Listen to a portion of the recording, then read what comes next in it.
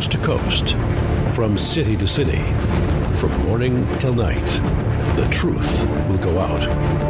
You're now listening to The Prophetic Watch, intense talk, real radio, with your host, Ronnie McMullen.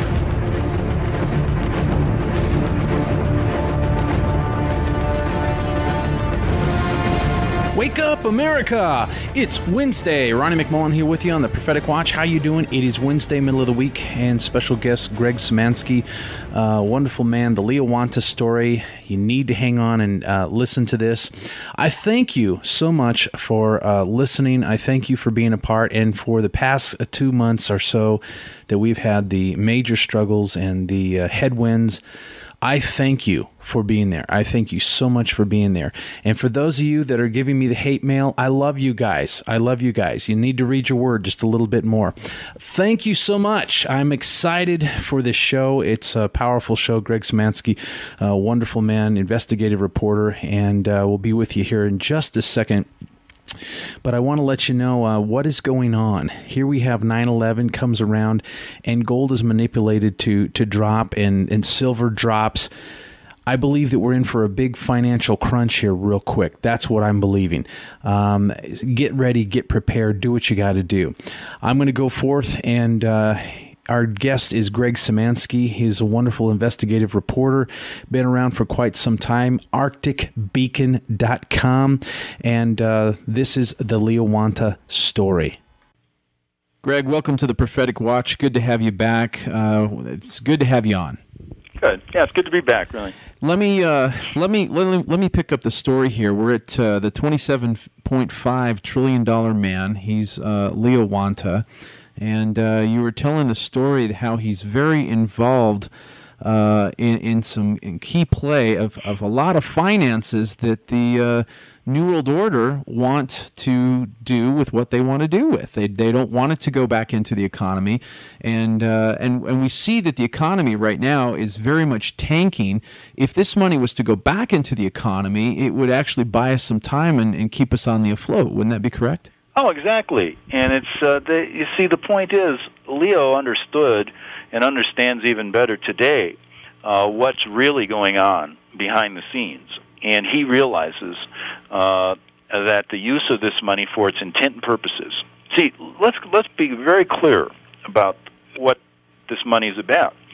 The intent and purposes of this money was to always, one, be taxed, two, to be brought back here and used to better the economy, not to worsen it. And right. So, although the money's in private hands, that was the intent of the executive order, because Reagan felt, and whoever was working with him at the time felt, that there was a better opportunity for individuals in companies to better our economy through private means than for government to operate in the way government operates, so basically inept. Now with Reagan, obviously we go back to the Reagan years, and we find somebody in the background as his vice president, which I don't think he was really wanting. So the vice president, obviously being George Bush Sr., do you think there was any kind of concoction then? Do you think Reagan knew about this? Do you think Reagan was dumbfounded about this? I mean, what's your opinions there? Well, it's only speculation and opinion. I think that Reagan's intentions were good. I mean, why would he do that? I mean, why would he go... See, the point is, why would he go on the record stating this to people unless he felt that? Now, along the way, I think he started to see something going on and was looking for protections. One was to, Leo had mentioned, he was appointed trustor. Okay. And he was appointed to, and under assignment and under what Reagan told him, to always use this money for the purposes of the people and use it for the purposes to better our country and to strengthen us around the world. Mm-hmm. So, yeah, but I think there's things in the background we'll never know. Yeah. One thing I found really interesting that was verified to me by an FBI agent's brother who called me after one of the shows I did. But through one of the many hours of discussion and interviews I had with Leo, he brought up the fact that he had intervened in another assassination attempt of Ronald Reagan in the White House. But that assassination attempt never went public, correct? No, never. The first time it went public was on my show maybe a year ago. And very hush-hush. Nobody talked about it. But I did get a call from the brother of the FBI agent who was involved in the White House blocking the assassination attempt that said that everything Leo's saying is 100% true. Wow. And Leo got the wind of the story, made the proper phone calls, and saved Reagan's life, which Reagan was completely indebted to Leo forever. And so is his wife, Nancy. There was another one that some people said, and the FBI agent's brother said, I'll have Leo tell you about the second time he saved his life.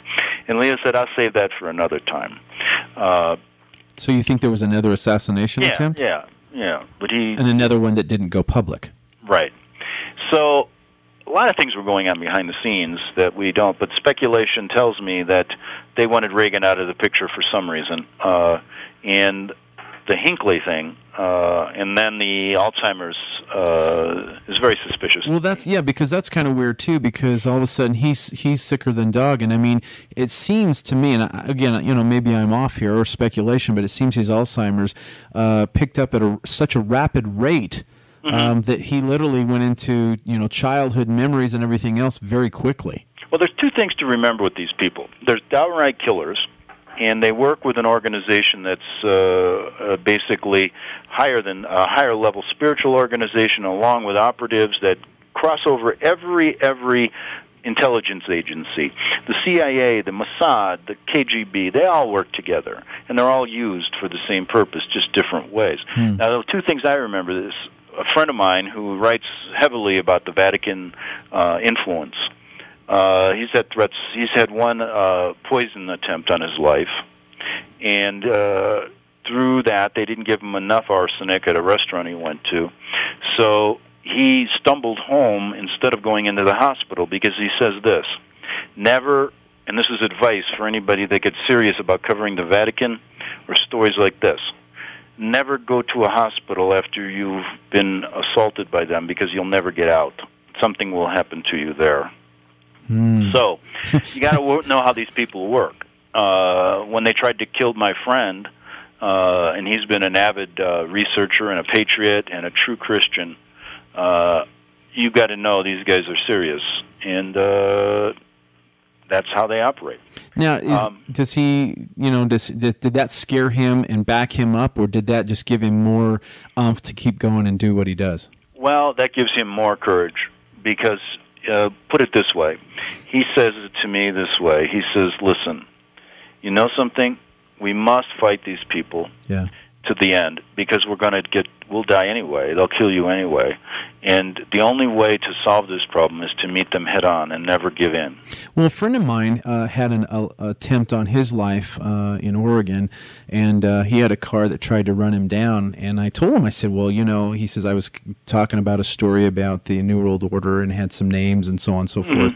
And I said, well, what did that make you do? And he said, you know what? He says, once you brush death, you understand that you can't be threatened with heaven. And he said, and from that point on, he says, it actually fueled me. And I didn't make me have fear. It fueled me to say, you know what, I'm on the right track. I'm going to keep doing this. And he says, I got in their face and let them know I'm not scared of you. And he says, and the attempts backed off. Yeah, and so getting back to Reagan, so nothing would surprise me, knowing how they have created so many different ways. Just look at the way they treat the food system, the way they treat the water system. You tell me they don't have ways to bring on cancer in people. Right. Stories have been documented how they bring on pancreatic cancer in victims and people they want to erase. I mean, you know what? I'd like to leave that there because I'm getting a little off the track of the money. But here's what happens. In 2003, Leo's still in jail. And did I get into that totally? Yeah, you at the point we let off last night. He got out of jail. He was basically was out of jail, and we go from there. Okay, so he filed the court case, got legal documentation that he was actual trustor of this money. So if there's anybody out there that doubts it, it's documented. I mean, it's just basically your own belief system not allowing you to even look at the facts. And that's really important because that can happen. People can see facts, and their belief system won't allow them to believe it anyway. I agree with you. And so that's a real thing you got to break down in people sometimes and say, listen, That can happen. But anyway, so Leo gets out of jail through, like I mentioned earlier, and was instructed to go and get the money and to find out what's going on. And so he starts his trek using helping with investigators overseas. A couple of I've contacted that have helped him. And they tracked down originally $749 billion stolen out of this $27.5 trillion trustor accounts that he controls. And he documented every one of them and sent them to me, and I've got them on my website, and they're all, the investment, money taken by George H. Bush, by Neil Bush, by other people. So you can imagine where this money goes. Since that initial, maybe a year ago, documentation, he's documented trillions more that he has. But during that time, he was in the process of trying to reach some kind of settlement, okay? And what I mean by settlement was he was having trouble getting money released in his name, because many people who told him they said he was dead, he was not around, and the point was, what good is it if he can't get it, or he can't bring it back to America to use the way it was meant to be used? Right. So all along, you got to understand, this guy wasn't going to be compromised. I mean, listen, it would have been easy for him. They could have said, listen, Leo, take $5 trillion and go away. Right. How much money does a person need? But he didn't, because that's not what he thought he was. Well, he's not that kind of man, is he? Exactly, he's not. He's not going to do that, and that shows you what one good person can do, and how one good person can be almost destroyed by trying to do something good. And this story, just the thing people have a hard time grasping is this amount of money. Well, let me tell you the truth. This amount of money is not even a tip of what they have. Now, let me tell you a statement to verify this. In 1989, there was a court case in New York before Judge Deborah Batts. And here's what happens. There's other groups out there, I've learned, that are valid, that were also investing and had accounts and things under this money, and we're trying to get it back to America also. And they've been fighting this for years. And one came to a case in the Federal District Court in New York. And there was some evidence showing that the Federal Reserve was corrupt, as we all know, because they make money out of thin air, and it's basically a company owned by foreign investors. The Federal Reserve is something most Americans still don't know what it really is, but basically all it is the country is controlled by foreign investors, money is made out of thin air, and they can profit from it, and the profit goes to only a small group of people. It doesn't go to the people. Right. So there's been a movement to change that and to turn it into what should have been done before the Fed Reserve's created, and that's what Kennedy wanted to do, was to nationalize the banking system, to have money backed by actual gold or actual something to back it up. Yeah. And that's what Kennedy most likely was killed over. Oh, absolutely. One of the reasons. And so when this case came up, George H. Bush was in the courtroom, and he made this blanket statement that's still on the record. This will never be changed over my dead body, and I have a $300 trillion war chest to fight you. Oh my gosh! Let's stop here for a second. We'll take a break. We'll come back and pick up where this money is and what's going on with it. We'll take a break. We'll be right back after these messages. Listening to the Prophetic Watch, www.thepropheticwatch.com, with special guest Greg Szymanski. ArcticBeacon.com is his website. As you were saying, Greg, and before we went off air there and took a break, let's give that statement again that George Bush Sr. gave. Tell him again. He said when a group, and it had to do with the farm aid lawsuits and things like that. That's something I'm not that familiar with, but another group of people trying to do exactly what Leo was doing. Bush stood up, and this was involving the Federal Reserve System and the illegal banking system that dictates this country's the way we do business. Bush stood up on the record and said, you know what, this will never happen over my dead body, and I have a $300 trillion war chest to fight you. And therein lies the fallacy in the statement that America is $8.7 trillion in debt when we have illegal government officials using money that was intended to be used for the people to benefit their own black op programs. They're in violation of federal law, should be jailed, and should be found guilty of treason. Well, I heard that any president that went after trying to get rid of the Federal Reserve and turn it into a different financial system was assassinated, gotten rid of, what have you. Oh, of course. And so where are we sitting with? Where have they found this money? Continue. Well, just to give that thought, go a little farther back, when the Fed Reserve was being created, just so happens it was right around the time of the Titanic. And if you remember the people that were on the Titanic, many of them were opposed to the Federal Reserve. And there's stories now, if you go back and look at the history of that could have been a contrived event. Well, I've read that, and a lot of people don't put any weight to it. It's a story that needs to be researched, because when I always talk about the Vatican and the Jesuit order and their abilities to get involved in all these stories and all the genocides over the years, they can't be overlooked. And it's very interesting that the captain of the Titanic was a Jesuit priest. So really? Oh, yeah. Well, I heard that was not, there was no iceberg involved in that. Yeah, well, that's a whole different show. But yes, it is. It's something for people to look at. But many of the people that opposed, very influential Americans and people that opposed the Federal Reserve, were automatically on that ship. Really? Yeah. Like a special guest kind of thing to try this new ship type of thing? Okay, gotcha. All right. So move on with this story, this $27.5 trillion. Where is it? What is Leo doing? Okay, so during that time when Leo was trying to recover the money, trying to bring it back here, he's run into tremendous roadblocks. I mean, things that have happened that are difficult. So he was looking for something within his lifetime. Yeah. I mean, the man is up in years. He's must be 68 years old. Okay. He was looking within his lifetime to do something. Okay. So through this period of time, he entered into a financial agreement, okay, with the help of 2 federal court judges, with the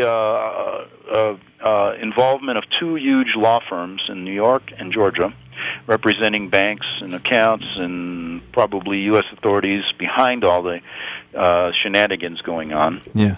And the agreement was financially reached, written, documented, that Leo Wanta and Leo Wanta's Ameritrust Group will receive $4.5 trillion, and it will be then brought back to America, 1.6 immediately trillion to be paid into taxes to the Treasury. Okay. The rest of the money to be used to benefit the country, and through Leo and a couple other financial whizzes, they were going to generate about $200 billion a day. For the American people. Okay. Which immediately, within a couple of years, just on that money alone, you can get rid of the debt. Okay. And so this gets documented. Leo enters into this agreement, gets documented in the law firms. I got the paperwork that is sent to the Honorable Henry M. Paulson just recently in June and July, the Secretary of the Treasury. The paperwork sent to the President of the United States, notifying of this windfall tax and the money coming back. Okay. There is nothing, listen, and this is, I also say, apart from the legalities of this story, which are documented in the federal courts, all the accounts, the key is the accounts and what Leo has in his trustor status. Yeah. These letters are indicating an official agreement between a private American corporation and these banks and authorities in the background, bringing this money back.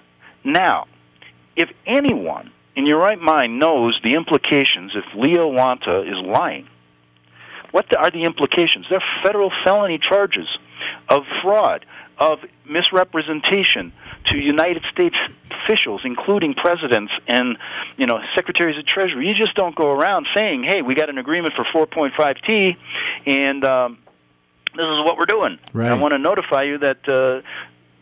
The money should be released to the trade. You just don't do that, right? Okay, without being charged with serious felonies, and that hasn't happened. What has happened is this: from the time that settlement was reached, now this story was brewing for a long time behind the scenes, never being covered by the mainstream media, just like they never covered the Vince Foster murder properly, just like they never covered many things.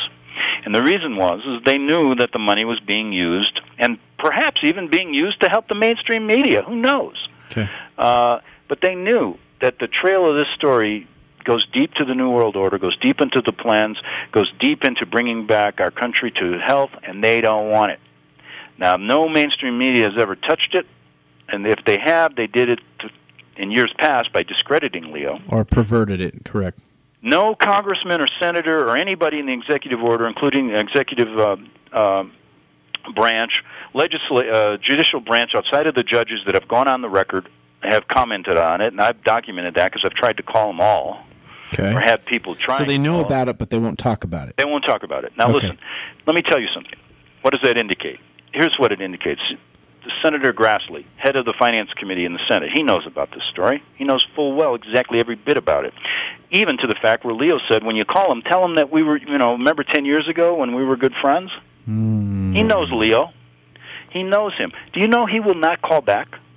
Do you know not even Paul, Representative Ron Paul, supposed helper of the Patriots, Cynthia McKinney, all these people, Charlie, whatever his name is, Rangel in New York, none of them.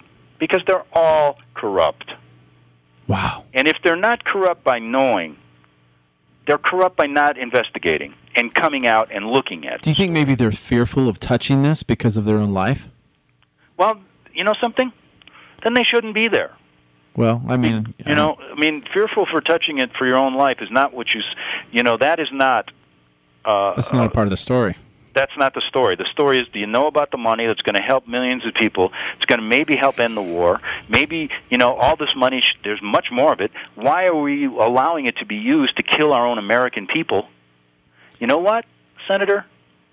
Yeah. Think about it. Is your life any more important than the 10 Americans that will die tomorrow in Iraq? Yeah, exactly. So that's the point. Well, Greg, we're out of time. We'll bring you back tomorrow and finish up this story with Leo Wanta and where it ends off and where we're going and what we should be seeing here in the future. So thank you so much for being on the Prophetic Watch, and thank you so much for being courageous, especially with the Arctic Beacon and telling the truth no matter what. We just thank you so much. Thank you. More with Greg Szymanski tomorrow. You can reach him again at arcticbeacon.com. That's arcticbeacon.com. I thank you so much for your support. I thank you so much for listening. A lot of things are going on right now that are crazy. We're having all kinds of stuff go on one side or the other. I love you guys. Make sure that you are listening and finishing tomorrow with Greg Szymanski. Thank you so much. I love you guys, and I'll be talking to you tomorrow.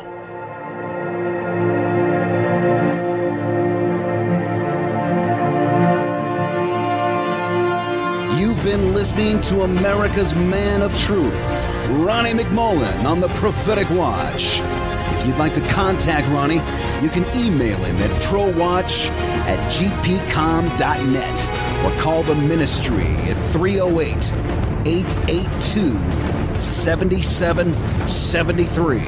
That's 308-882-7773. The Prophetic Watch is listener-supported and greatly appreciates your help. Remember, if you don't have any bugs on your windshield, you're not going anywhere.